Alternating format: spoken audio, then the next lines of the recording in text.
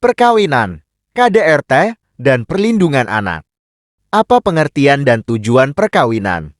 Pernikahan atau perkawinan adalah ikatan lahir batin antara seorang pria dan seorang wanita sebagai suami istri dengan tujuan membentuk keluarga atau rumah tangga yang bahagia dan kekal berdasarkan ketuhanan yang Maha Esa.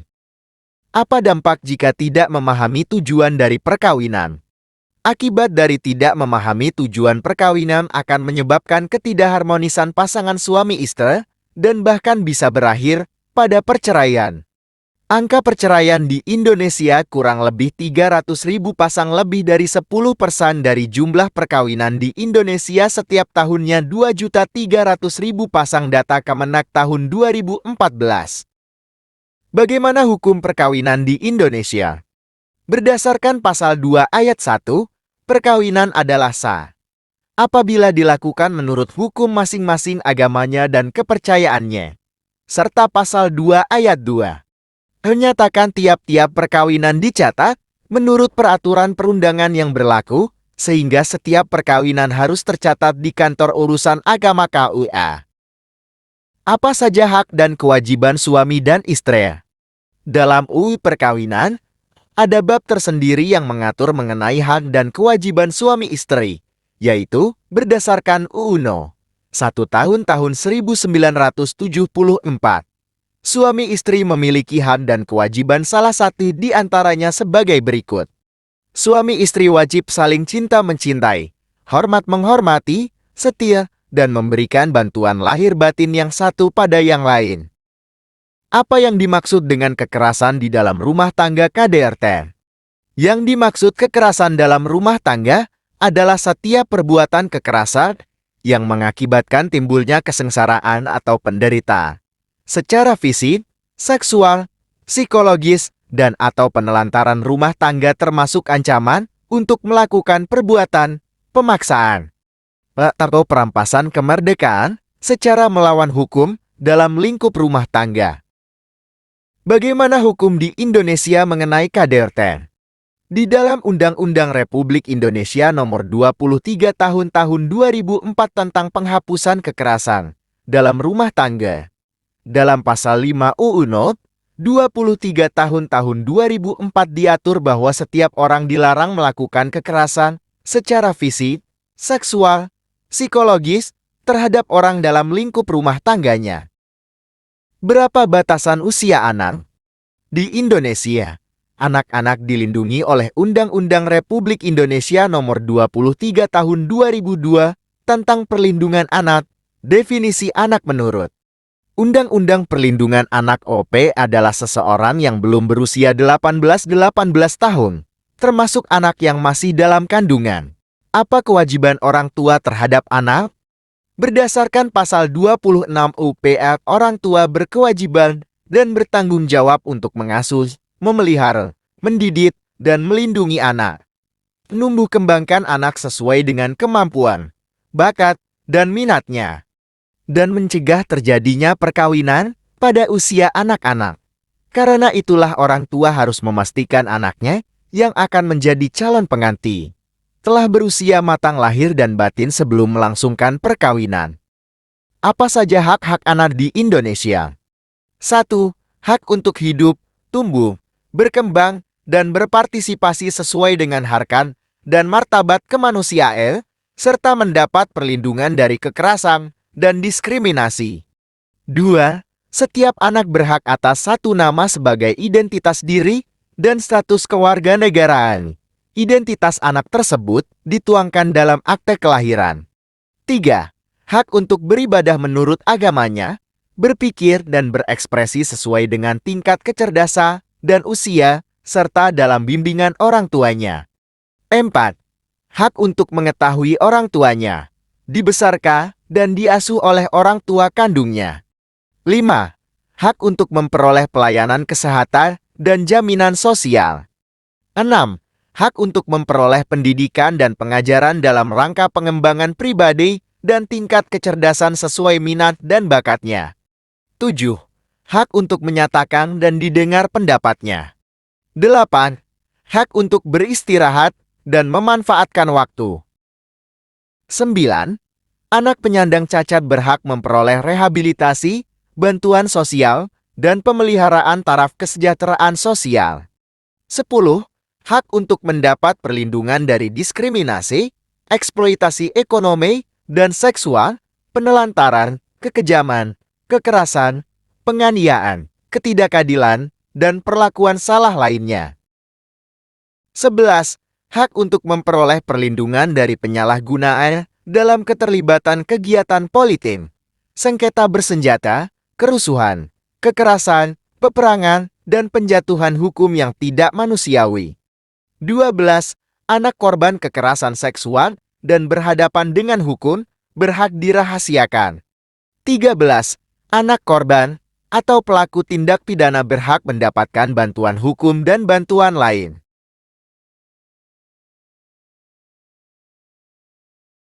Pembangunan keluarga.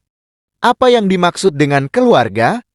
Keluarga adalah unit terkecil dalam masyarakat yang terdiri dari suami istri atau suami, istri, dan anak, atau ayah dan anak, atau ibu dan anak. UNO 52 tahun 2009 tentang perkembangan kependudukan dan pembangunan keluarga. Apakah tugas utama keluarga? Tugas utama keluarga adalah memenuhi kebutuhan jasmani, rohani, pemeliharaan, dan perawatan anak-anak, pembimbingan perkembangan kepribadian anak-anak, dan memenuhi kebutuhan emosional anggota keluarganya. Apa pengertian pembangunan keluarga? Pembangunan keluarga adalah upaya mewujudkan keluarga berkualitas hidup dalam lingkungan yang sehat, bahagia, dan sejahtera. Apa tujuan pembangunan keluarga? Untuk meningkatkan kualitas keluarga agar dapat timbul rasa aman, tenteram, dan harapan masa depan yang lebih baik dalam mewujudkan kesejahteraan lahir dan kebahagiaan batin. Melalui pertama, membangun keharmonisan suami dan istri, meningkatkan ketahanan serta kualitas balita dan anak dalam memenuhi tumbuh kembangnya. Ketiga, terbangunnya ketahanan keluarga remaja dan kualitas remaja dalam menyiapkan kehidupan berkeluarga. Keempat, meningkatnya kualitas lansia dan pemberdayaan keluarga rentan, sehingga mampu berperan dalam kehidupan keluarga. Melalui kegiatan pemberdayaan ekonomi keluarga untuk mewujudkan kesejahteraan keluarga. Penanaman nilai-nilai 8 fungsi keluarga. 1. Fungsi agama. Agama adalah kebutuhan dasar bagi setiap manusia yang ada sejak dalam kandungan. Keluarga adalah tempat pertama seorang anak mengenal agama. Keluarga dalam hal ini pasangan suami istri wajib menanamkan, mengembangkan, dan mengamalkan nilai-nilai luhur agama, sehingga anggota keluarga menjadi manusia yang berakhlak baik dan bertakwa. Masing-masing individu perlu mengetahui dan sadar dengan tanggung jawab yang dipikulnya, termasuk dengan pengetahuan akan eksistensinya sebagai manusia yang diciptakan oleh Yang Maha Pencipta. Dalam fungsi agama, nilai dasar yang mesti dipahami dan ditanamkan dalam keluarga diantaranya adalah 1. Iman. Yang dimaksud dengan iman yaitu mengimani 6 rukun iman. 2. Takwa. Yang dimaksud dengan takwa adalah mengamalkan segala sesuatu yang diperintahkan dan menghindari segala yang dilarang Allah SWT. 3. Jujur, yaitu menyampaikan apa adanya. 4. Tenggang rasa ditandai dengan adanya kesadaran bahwa setiap orang berbeda dalam sifat dan karakternya. 5. Giat dalam memenuhi hak dan kewajiban anggota keluarga. 6. Kesalehan. Maksudnya adalah memiliki nilai moral yang tinggi dengan melakukan sesuatu yang benar secara konsisten. 7. Ketaatan, maksudnya dengan segera dan senang hati melaksanakan apa yang menjadi tugas dan tanggung jawabnya. 8. Suka membantu, memiliki kebiasaan menolong dan membantu orang lain tanpa mengharapkan imbalan. 9. Disiplin, maksudnya menepati waktu, mematuhi aturan yang telah disepakati. 10. Sopan santun, maksudnya adalah seseorang yang berperilaku sesuai dengan norma-norma dan nilai-nilai agama. 11. sabar dan ikhlas, maksudnya kemampuan seseorang untuk menahan diri dalam menginginkan sesuatu serta dalam menghadapi suatu kesulitan. 12. Kasih sayang merupakan ungkapan perasaan dengan penuh perhatian, kesadaran dan kecintaan terhadap seseorang. 2. Fungsi sosial budaya. Manusia adalah makhluk sosial yang bukan hanya membutuhkan orang lain, namun juga membutuhkan interaksi dengan orang lain yang berbeda dengannya. Dalam fungsi sosial budaya, nilai dasar yang mesti dipahami dan ditanamkan dalam keluarga diantaranya adalah 1. Gotong royong, melakukan pekerjaan secara bersama-sama yang dilandasi oleh sukarela dan kekeluargaan. 2.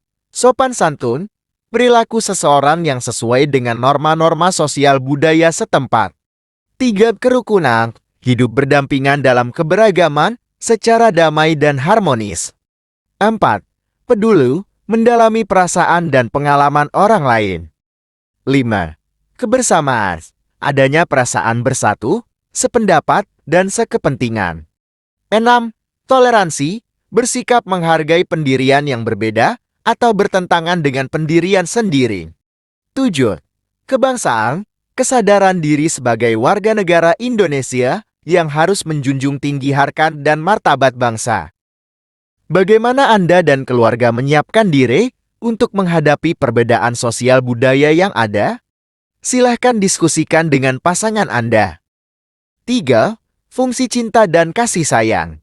Pasangan yang akan menikah perlu untuk menumbuhkan serta menjaga rasa cinta dan kasih sayang dalam mengarungi kehidupan rumah tangganya. Setelah menjadi orang tua, pasangan tersebut wajib mencurahkan cinta dan kasih sayang kepada anak. Dalam fungsi cinta dan kasih sayang terdapat nilai dasar, di antaranya adalah 1. Empati adalah memahami dan mengerti akan perasaan orang lain. 2. Akrab, hubungan yang dilandasi oleh rasa kebersamaan dan kedekatan perasaan. 3. Adil, memperlakukan orang lain dengan sikap tidak memihak. 4. Pemaaf, dapat menerima kesalahan orang lain tanpa perasaan dendam. 5. Setia, maksudnya adalah setia terhadap kesepakatan. 6. Suka menolong, ditandai dengan tindakan suka menolong dan suka membantu orang lain. 7. Pengorbanan, kerelaan memberikan sebagian haknya untuk membantu orang lainlah. Coba renungkan. Atas dasar apa Anda melangsungkan pernikahan dan mau hidup bersama pasangan Anda? Apakah makna dan wujud cinta dan kasih sayang yang akan Anda curahkan kepada pasangan dan anak Anda? Silahkan diskusikan dengan pasangan Anda. 4. Fungsi perlindungan. Keluarga mempunyai fungsi sebagai tempat berlindung bagi anggota keluarga. Keluarga harus memberikan rasa aman, tenang, dan tenteram bagi anggota keluarganya, sesuai yang diajarkan dalam Islam. Dalam fungsi perlindungan, terdapat nilai dasar di antaranya adalah 1. Memberikan rasa aman bagi semua anggota keluarga. 2. Tanggap terhadap situasi yang akan membahayakan keluarga. 3. Bertanggung jawab untuk memelihara dan melindungi keluarga. 4. Siaga, siap mengatasi persoalan yang timbul dalam keluarga. 5. Menghindari kekerasan dalam rumah tangga. 5. Fungsi reproduksi. Salah satu tujuan dari perkawinan adalah memperoleh keturunan yang berkualitas sebagai pengembangan dari tuntunan fitrah manusia. Dalam hal ini, keturunan diperoleh dengan bereproduksi oleh pasangan suami istri yang sama. Nilai dasar yang harus dipahami dalam fungsi reproduksi diantaranya adalah 1. Tanggung jawab berkaitan dengan pemenuhan hak dan kewajiban suami istri dalam dimensi seksualitas yaitu prokreasi memperoleh keturunan, rekreasi saling menyenangkan pasangan, relasi mempererat hubungan suami istri, dan mempererat institusi perkawinan. 2. Sehat dimaksudkan untuk keadaan sehat secara fisik, fungsi, dan sistem reproduksi serta rohani emosional.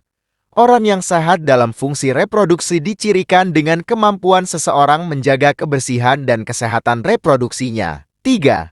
Teguh dimaksudkan untuk keteguhan dalam fungsi reproduksi, yaitu kemampuan seseorang baik perempuan dan laki-laki untuk menjaga kesucian organ reproduksinya sebelum menikah.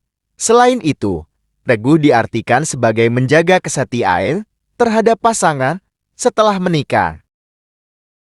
6. Fungsi sosialisasi dan pendidikan. Pada dasarnya, manusia adalah makhluk sosial. Artinya, manusia dalam kehidupannya saling membutuhkan bantuan satu sama lain, hidup secara berkelompok, dan bermasyarakat. Orang tua adalah pendidik pertama dan utama bagi anak-anaknya sekaligus sebagai pembimbing dan pendamping dalam tumbuh kembang anak, baik secara fisik, mental, sosial, dan spiritual. Dalam fungsi sosialisasi dan pendidikan, nilai dasar yang mesti dipahami dan ditanamkan dalam keluarga di antaranya adalah 1. Percaya diri, menumbuh kembangkan rasa percaya diri dan kemandirian kepada anggota keluarga. 2. Self-esteem, menumbuh kembangkan self-esteem penghargaan terhadap diri sendiri anggota keluarga, yaitu perasaan bangga dan senang yang dimiliki ketika selesai melaksanakan tugas pekerjaan yang menantang atau berhasil meraih sesuatu yang diinginkan, sehingga anggota keluarga memiliki penghargaan terhadap diri sendiri. 3. Adaptif adalah mudah menyesuaikan diri dengan situasi dan kondisi. Misalnya dengan mudah menerima pendapat orang lain serta dapat bergaul dengan siapa saja. 4. Rajin adalah menyediakan waktu dan tenaga untuk menyelesaikan tugasnya dengan berusaha untuk mendapatkan hasil yang maksimal. Orang rajin dicirikan dengan selalu menyediakan waktu tanpa mengenal menyerah serta mempunyai cita-cita. 5. Kreatif dalam fungsi sosialisasi dan pendidikan adalah mendapatkan banyak cara untuk melakukan sesuatu. Orang kreatif dapat dicirikan dengan selalu banyak ide gagasan dalam melakukan sesuatu, tidak pernah berhenti berinovasi. 6.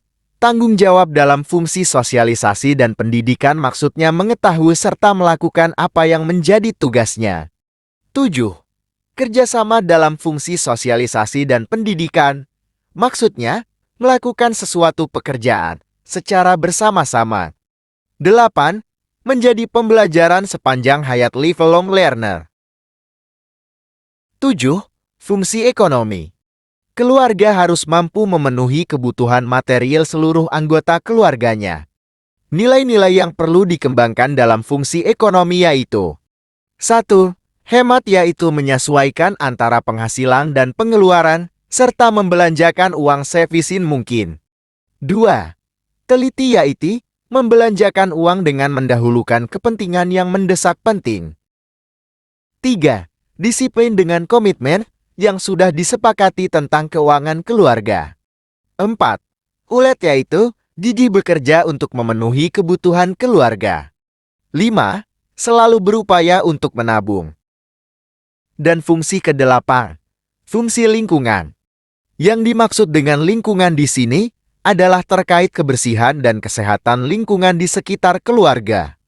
Kemampuan keluarga dalam menjaga kebersihan, kesehatan, dan kelestarian lingkungan merupakan langkah yang positif. Dalam fungsi lingkungan, nilai dasar yang mesti dipahami dan ditanamkan dalam keluarga di antaranya adalah 1. Bersih, maksudnya suatu keadaan lingkungan yang bebas dari kotoran, sampah, dan polusi. 2. Disiplin, maksudnya mematuhi aturan dan kesepakatan yang berlaku dalam menjaga lingkungan. 3. Peduli, yaitu berkontribusi terhadap lingkungan agar bersih dan lestari seperti ikut bekerja bakti di sekitar keluarga dan menanam serta merawat pohon di halaman rumah. 4. Menghindari penggunaan makanan, air, dan energi yang berlebihan. Bab keempat, perencanaan persiapan perkawinan. 1. Persiapan kesehatan usia. Usia ideal untuk menikah adalah minimal 21 tahun bagi perempuan dan 25 tahun bagi laki-laki. Batasan usia ini dianggap sudah siap menghadapi kehidupan keluarga yang dipandang dari sisi kesehatan dan perkembangan emosional. Apabila terjadi perkawinan sebelum usia yang dianjurkan, usahakan agar kehamilan pertama terjadi pada usia minimal 21 tahun. Apa akibat pernikahan usia dini? 1. Gangguan kesehatan mental seperti depresi dan gangguan perkembangan emosional. 2.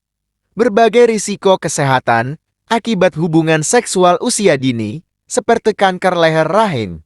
Perkawinan pada usia muda meningkatkan risiko berganti pasangan, sehingga meningkatkan risiko hepatitis B dan infeksi penyakit menular seksual lainnya, termasuk HIV dan AIDS. 3. Risiko kehamilan dan persalinan usia dini, seperti keracunan kehamilan, perdarahan hebat, cacat bawaan pada janin, bayi lahir prematun atau berat lahir rendah dan kematian ibu. 4. Risiko psikologi. Emosi yang belum stabil memungkinkan banyaknya pertengkaran atau bentrokan KDRT yang berkelanjutan dan dapat mengancam kelangsungan rumah tangga dan berujung pada perceraian. 5. Risiko ekonomi keuangan. Perkawinan dini umumnya belum mandiri secara ekonomi dan ini dapat menjadi sumber ketidakharmonisan keluarga. 6. Risiko pendidikan. Perkawinan dini dapat menyebabkan pencapaian pendidikan tinggi terhambat. 7. Resiko hukum. Perkawinan yang dilangsungkan kurang dari syarat usia berpotensi melanggar Undang-Undang Perlindungan Anak. Pemeriksaan kesehatan. Pemeriksaan kesehatan bertujuan untuk mengetahui masalah kesehatan yang dimiliki calon pasangan, baik yang umum maupun yang berkaitan dengan penyakit yang dapat diturunkan. Imunisasi. Imunisasi yang perlu dilakukan sebelum menikah adalah imunisasi TT tetanus toksoid, hepatitis B, MMR, mumps, measles, rubella, varicella, cacar air, dan HPV human papilloma virus penyebab kanker leher rahim. 2. Persiapan psikologi. Kesiapan psikologis untuk menikah diartikan sebagai satu kesiapan individu dalam menjalankan peran sebagai suami atau istri, meliputi pengetahuan akan tugasnya masing-masing dalam rumah tangga. 2. Kemampuan berkomunikasi dan bernegosiasi. 3. Mampu melakukan manajemen konflik yang sehat. 3. Persiapan keuangan. Penyebab perceraian tertinggi adalah masalah keuangan. Keluarga perlu memiliki penghasilan secara mandiri dan mengatur penghasilan sedemikian rupa sehingga dapat memenuhi kebutuhan keluarga. 4. Persiapan pemahaman hukum. 1. Suatu perkawinan hanya bisa dilangsungkan apabila memenuhi syarat sah perkawinan, yaitu harus didasarkan pada persetujuan kedua mempelai, dilakukan menurut hukum masing. 2. Perkawinan juga harus dilaporkan minimal 10 hari sebelum tanggal perkawinan yang ditentukan. 3. Calon pengantin juga harus mengenal calon pasangan masing-masing, karena ada ketentuan penghalang yang diatur dalam pasal 20 Jo pasal 7, 8, 9, 10, dan 12 UI Perkawinan. 4. Apabila prasyarat sebagaimana dimaksud pada poin 3 di atas tidak dipenuhi, dapat mengakibatkan risiko hukum.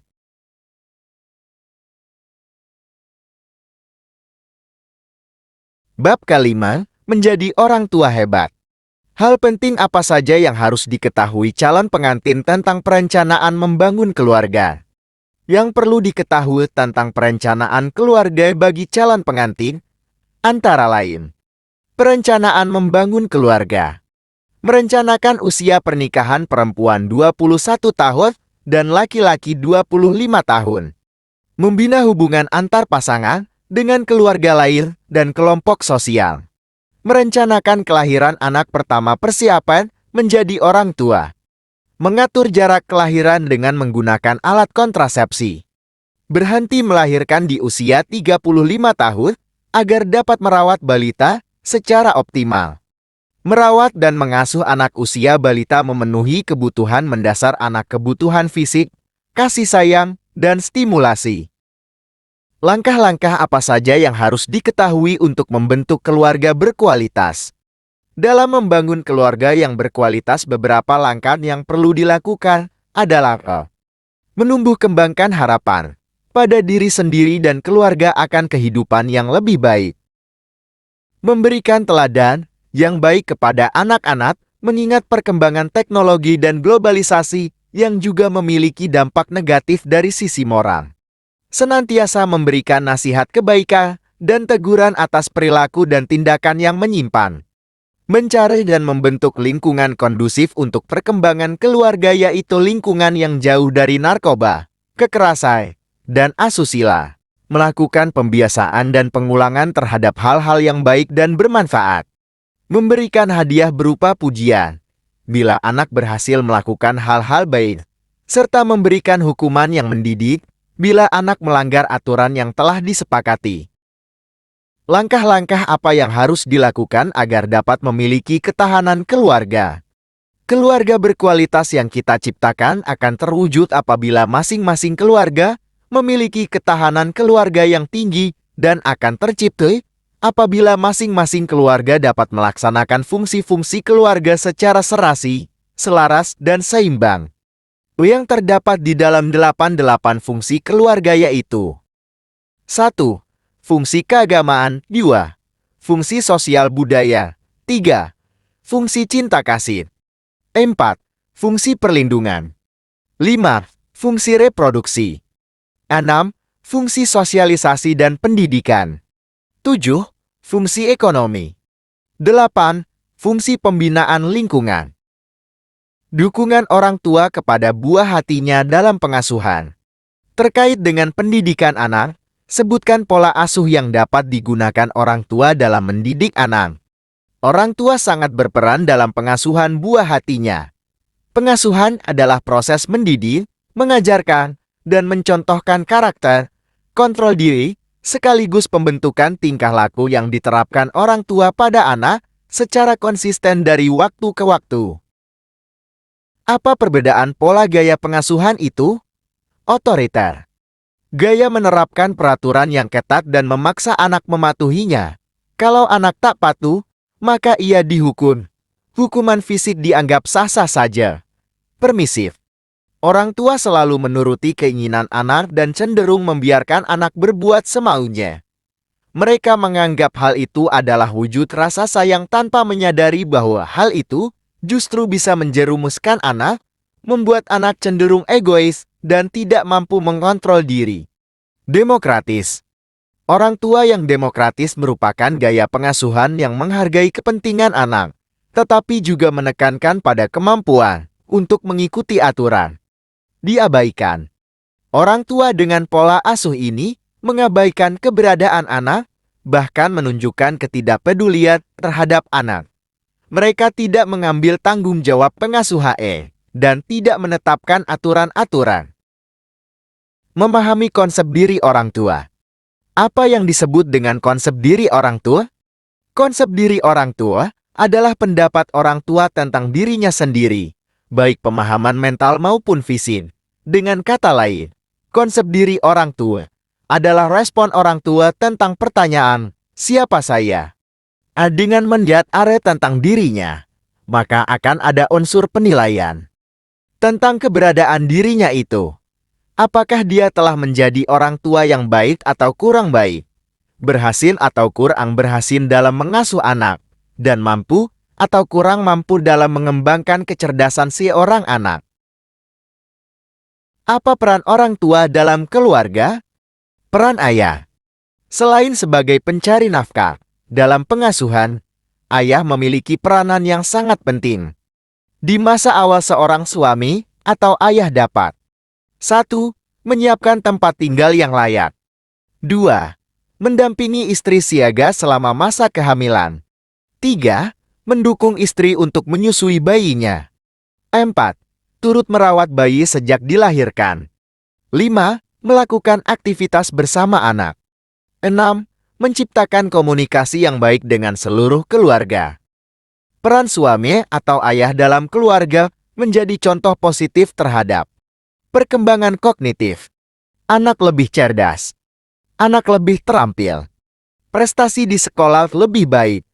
Perkembangan sosio-emosional. Anak merasa aman. Anak tidak mudah stres. Perkembangan fisik. Anak lebih sehat. Peran ibu. Ibu memiliki peran dalam keluarga, di antaranya memenuhi kebutuhan biologis, fisik, dan ekonomi anak. Merawat dan mengurus keluarga dengan sabar dan penuh kasih sayang. Mendidik, mengatur, dan mengasuh anak. Menjadi contoh dan teladan bagi anak. Dengan demikian, diharapkan orang tua memiliki bekal yang cukup dalam mengasuh dan membina tumbuh kembang anak secara optimal dan menjadikan anak-anak sebagai generasi penerus bangsa yang berkarakter. Bab ke-6. Manajemen konflik.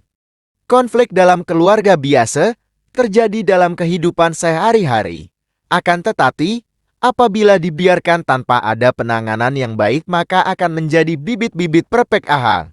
Dalam keluarga lebih jauh lagi akan berujung pada perceraian.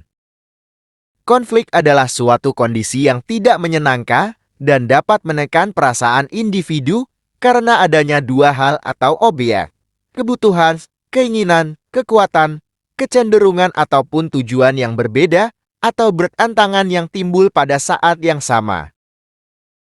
Manajemen konflik adalah kemampuan individu untuk mengelola konflik-konflik yang dialaminya dengan cara yang tepat, sehingga tidak menimbulkan komplikasi negatif pada kesehatan jiwanya maupun keharmonisan keluarga.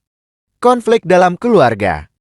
Konflik suami istri biasanya disebabkan oleh kurangnya rasa saling antara keduanya, yaitu kurangnya saling pengertian, kurangnya saling percaya, kurangnya saling terbuka, kurang komunikasi yang efektif, kurang saling menghargai.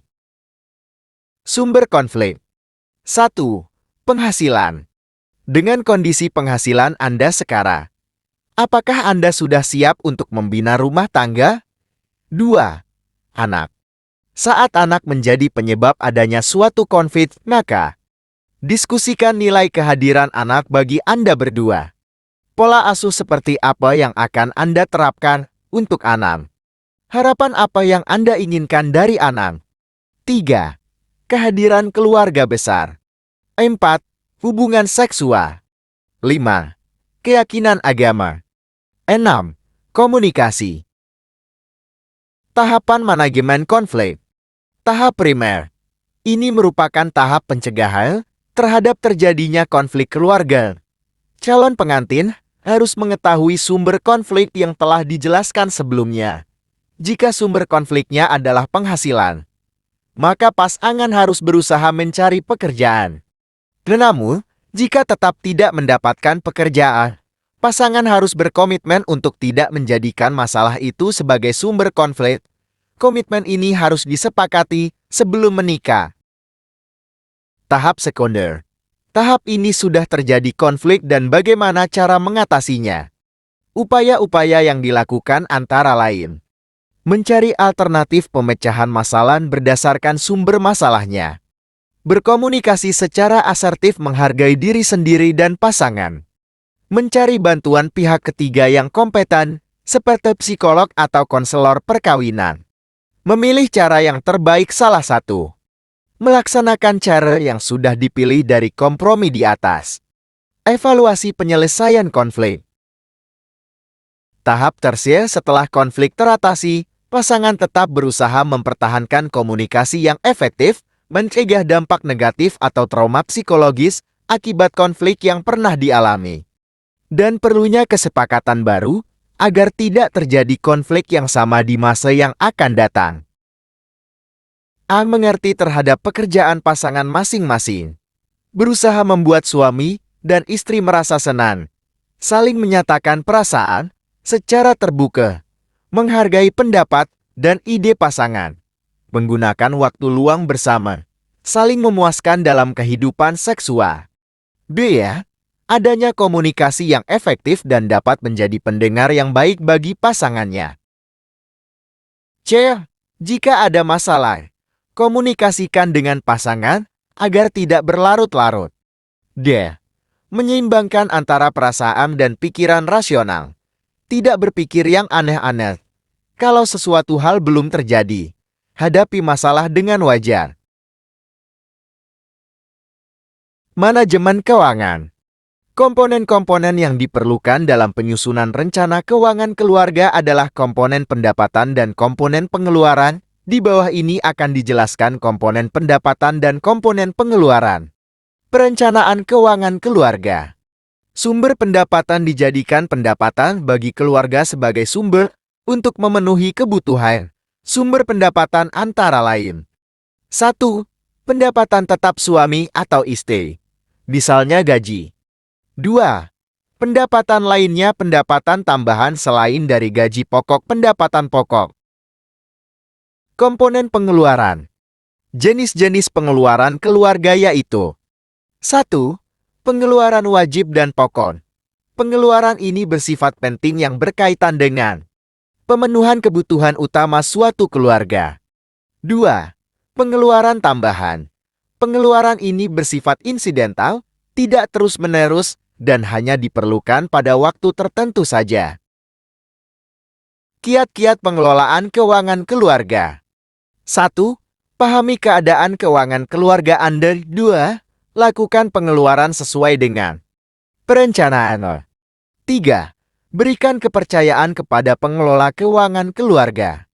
4. Diskusikan masalah keuangan yang dihadapi, terutama dalam situasi keuangan menipis. 5.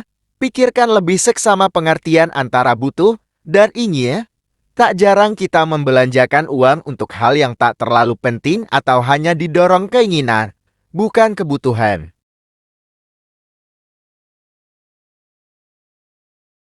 Bab ke-8, Kesehatan Reproduksi. Pentingnya mengetahui kondisi kesehatan reproduksi diri sendiri. 1. Dapat mengetahui indikator kesehatan ibu secara umum. 2. Mengetahui masa subur, siklus menstruasi, teratur tidak teratur. Siklus normal terjadi 21-35 hari. 3. Pemeriksaan kesehatan secara keseluruhan untuk menurunkan angka terjadi kelainan genetik generasi selanjutnya. 4. Cek Toxoplasma, Rubella, Cytomegalovirus, Herpes simplex. 5. Imunisasi tetanus toksik TT penting dilakukan karena pertama kali berhubungan intim umumnya alat kelamin, wanita mengalami luka akibat selaput darah robel. Luka ini akan menjadi jalan masuk bakteri tetanus. 6. Persalinan ditolong oleh tenaga kesehatan. 7. KB dalam rangka mengatur jarak dan menunda kehamilan. Kelahiran anak pertama dan kedua mempunyai jarak minimal 3 tahun. Apa bedanya organ reproduksi perempuan dan laki-laki? Organ reproduksi perempuan dan fungsinya. 1. Ovarium indung telur yaitu organ yang terletak di kiri dan kanan rahim. Di ujung saluran telur ada fimbre umbai-umbai dan terletak di rongga pinggul, yang fungsinya menghasilkan sel telur ovum. 2. Fimbre umbai-umbai berfungsi untuk menangkap ovum yang dikeluarkan indung telur. 3. Saluran telur tuba falopi yaitu saluran di kiri dan kanan rahim yang berfungsi menghantar ovum dari indung telur menuju rahim proses ovulasi dan tempat pembuahan konsepsi atau bertemunya sel telur dan sperma. 4. Uterus rahim yaitu tempat pertumbuhan janin. Dinding rahim yang menebar dan berisi pembuluh darah akan keluar sebagai menstruasi. 5. Serviks leher rahim yaitu bagian bawah rahim bagian luar. Saat persalinan, leher rahim membuka sehingga bayi dapat keluar. 6. Vagina liang senggama yaitu awal dari vagina, merupakan rongga penghubung rahim dengan bagian luar tubuh. Lubang vagina ini ditutupi oleh selaput darah. Sedangkan vagina lubang senggama berfungsi untuk bersenggama, tempat keluarnya menstruasi dan jalan lahir bayi. 7. Klitoris kelentit yaitu benjolan daging kecil yang paling peka rangsangan. 8. Labia mayora bibir vagina bagian luar. Fungsinya adalah memberikan perlindungan kepada klitoris, lubang kencing, dan lubang vagina. 9. Labia minora bibir vagina bagian dalam. Terletak di belakang labia mayora. Labia minora memiliki banyak pembuluh darah dan syaraf. 10. Lubang kencing adalah saluran tempat keluarnya air seni dari kandung kemih. 11. Anus dubur adalah bukaan dari rektum ke lingkungan luar tubuh. Fungsinya adalah membuang feses melalui proses buang air besar. 12. Himen selaput darah yaitu selaput tipis di muka liang vagina. 13. Payudara. Payudara terkait dengan proses menyusui, sedangkan pada remaja, payudara mulai membesar. Hal yang perlu diketahui adalah cara merawat payudara, seperti kebersihan dan penggunaan pakaian BH kutang bra maupun pakaian luar. Organ reproduksi laki-laki dan fungsinya. 1. Penis berfungsi sebagai alat senggama dan sebagai saluran untuk pengeluaran sperma dan air seni. 2. Glans adalah bagian depan atau kepala penis. Glans banyak mengandung pembuluh darah dan sarafa. 3. Saluran kencing uretra yaitu saluran untuk mengeluarkan air seni dan air mani. 4. Saluran sperma vas deferens yaitu saluran yang menyalurkan sperma dari testis epididymis menuju ke uretra saluran kencing pars prostatica. 5. Testis buah zakar berjumlah 2 buah untuk memproduksi sperma setiap hari dengan bantuan testosteron. Testis berada dalam skrotum, di luar rongga panggul, karena pembentukan sperma membutuhkan suhu yang lebih rendah daripada suhu badan 36,7 kolom. 6. Prostat, vesikula seminalis, dan beberapa kelenjar lainnya. Kelenjar-kelenjar yang menghasilkan cairan mani semen yang berguna untuk membentuk makanan pada sperma ikut mempengaruhi kesuburan sperma. 7. Ureter kandung kemih adalah tempat penampungan sementara hasil ekskresi pengeluara dari ginjal air seni. Imunisasi yang harus dilakukan. Mengapa imunisasi itu penting bagi calon pengantin? Pencegahan dan perlindungan diri yang aman terhadap penyakit tetanus dan hepatitis B dilakukan dengan pemberian imunisasi TT dan hepatitis B. Untuk informasi lebih lengkap dapat datang ke fasilitas kesehatan. Kehamilan. Kehamilan adalah kondisi di mana seorang wanita memiliki janin yang sedang tumbuh di dalam rahim. Kehamilan pada manusia berkisar 40 minggu atau 9 bulan, dihitung dari hari pertama menstruasi terakhir sampai melahirkan. Kehamilan ideal adalah kehamilan yang direncanakan, diinginkan, dan dijaga perkembangannya secara baik. Namun ada kalanya berbagai faktor yang dapat membuat kehamilan menjadi tertunda atau bahkan tidak diinginkan. Tanda-tanda kehamilan. Di antara tanda-tanda kehamilan adalah tes kehamilan positif plus. Tidak mendapat menstruasi per haid sebagaimana biasanya tidak menstruasi pada siklus haid bulan berikutnya. Timbul rasa mual, muntah-muntah dan pusing terutama pada pagi hari serta sering buang air kecil. Pemeriksaan kehamilan sedini mungkin yaitu segera setelah terlambat haid kurang lebih 2 minggu dan dilaksanakan oleh tenaga kesehatan di fasilitas kesehatan. Menjaga kehamilan. Beberapa hal yang perlu diperhatikan ibu hamil adalah jangan kelelahan dan mengangkat benda berat. Berpakaian longgar yang menyerap keringat.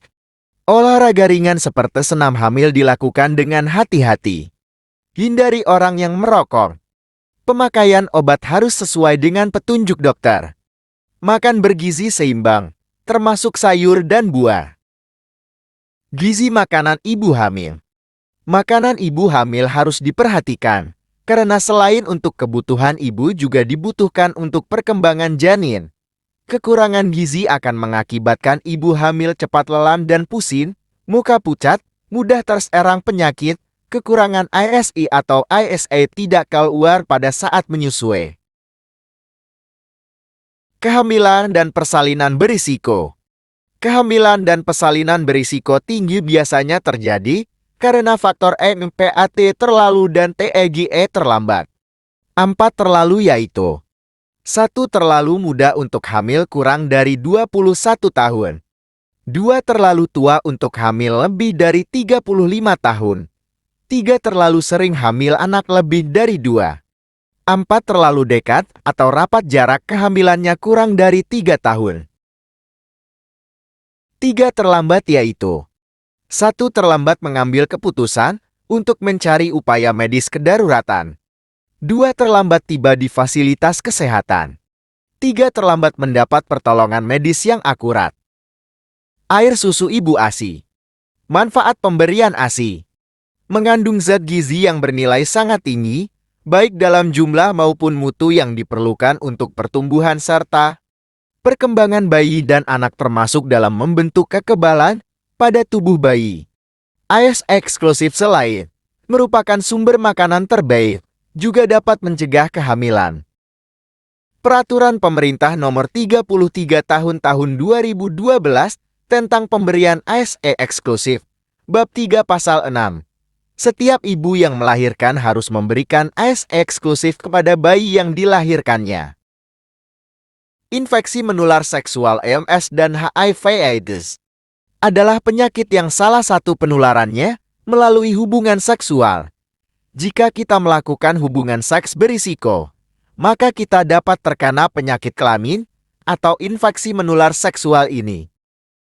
Penyakit ini banyak menyerang remaja dalam usia reproduktif di berbagai tingkatan golongan masyarakat. Perlu diketahui gejala infeksi menular seksual. Keluar cairan dari vagina, penis atau anus yang berubah warna dan berbau, rasa panas saat berkemih, demam, dan gatal berlebihan. Jenis EMS yang sering dijumpai: Raja Singa gonorrhea GL, kandidiasis keputihan berlebihan, akibat jamur, kondiloma acuminata jengger ayam, dan herpes genitalis. Sifilis pada bayi yang dilahirkan dari perempuan penderita sifilis seringkali cacat atau lahir dalam keadaan sudah mati. Jika ditemukan gejala-gejala seperti di atas, segera datang ke fasilitas kesehatan. Human immunodeficiency virus HIV adalah yang paling berbahaya karena selain tidak dapat disembuhkan, HIV merusak kekebalan tubuh manusia untuk melawan penyakit apapun. Akibatnya, orang yang terkena HIV dapat menjadi sakit-sakitan dan banyak yang meninggal karenanya. Ingat, HIV akan lebih mudah menulari kita jika kita terkena AIDS. AIDS Acquired Immunodeficiency Syndrome adalah kumpulan gejala atau penyakit akibat menurunnya kekebalan tubuh yang didapat dan infeksi HIV. Penularan HIV. Infeksi HIV ditularkan melalui pertukaran cairan tubuh manusia.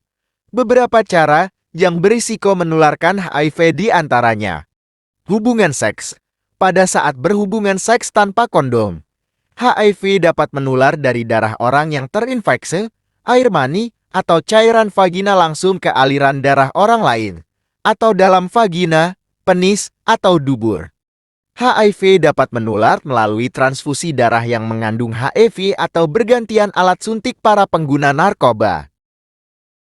Cegah penularan EMS dan HIV. Jangan berhubungan seksual sebelum menikah. Saling setia. Kondom dapat mencegah masuknya cairan kelamin yang terinfeksi virus B. Gunakan jarum suntik sekali pakai. Penggunaan alat-alat yang steril. Mengapa perlu memahami kanker leher rahim dan kanker payudara?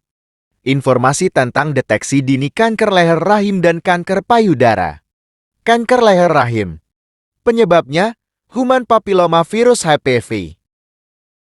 Kanker leher rahim yang sudah masuk ke stadium lanjut sering menyebabkan kematian dalam jangka waktu relatif cepat. Faktor risiko kanker leher rahim. Ada beberapa sebab yang dapat meningkatkan risiko terjadinya kanker leher rahim.